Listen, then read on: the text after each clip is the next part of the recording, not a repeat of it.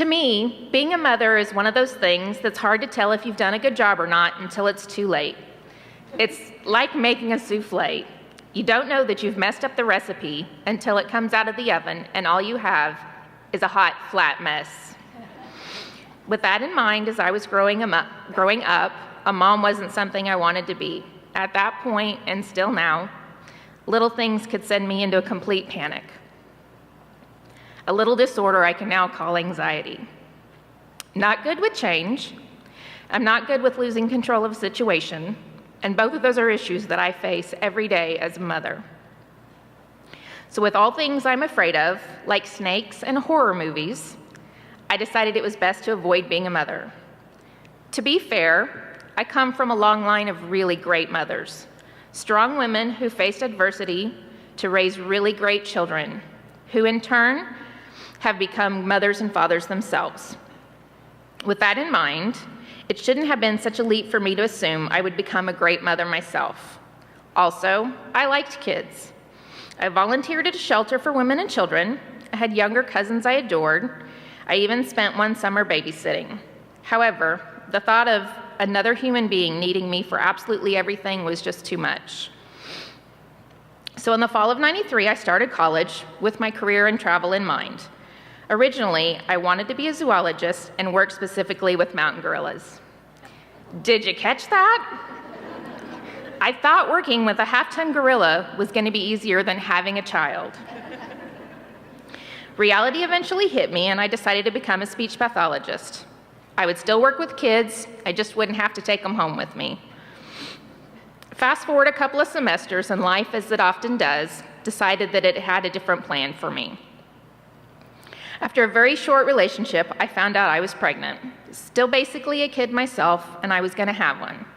I was 19, barely out of high school, barely in college, had a part-time job and lived off campus in a one-bedroom loft apartment with a roommate. I was in no position to have a child. Had no idea what I was going to do. I told my parents, who also had no idea what I was going to do. Every day of the pregnancy, I fought with my anxiety, and at that point, I had no idea what anxiety even was. I really thought I was going crazy sometimes. I would ask myself, can I feed him right? What happens if I can't breastfeed him? What if he doesn't sleep? What if he grows up and does drugs? What if he doesn't get into college? What will I do if he's kidnapped? What if I'm a terrible mother? What if I get a divorce? What if I don't have any other kids? Will that mess him up?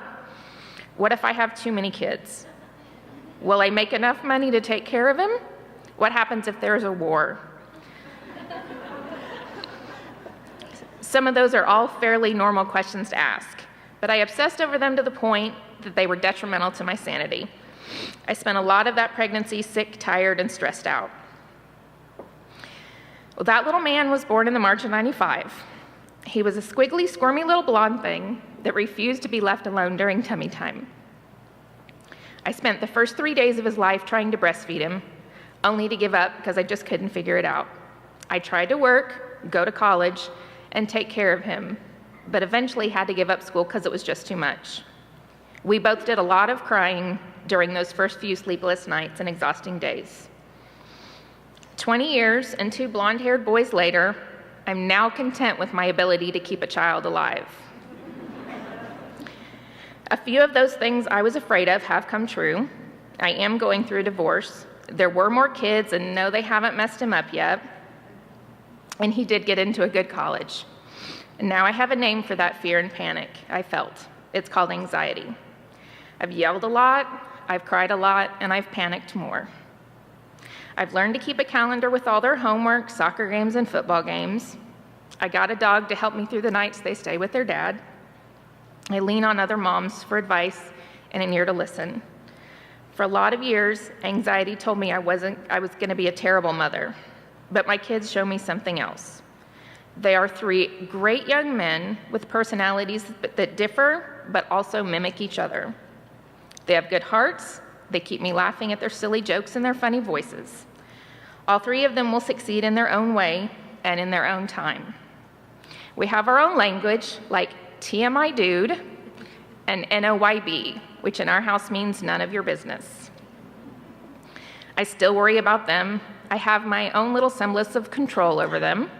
I tell them constantly to finish college the first time. I don't want them waiting until they're 37 to finish college like I did. I tell my oldest to use a condom because STDs and babies don't go away. I worry that my middle one will never learn to cook, and I worry that my youngest will never get his homework done on time. But now I know that souffle recipe is turning out pretty good.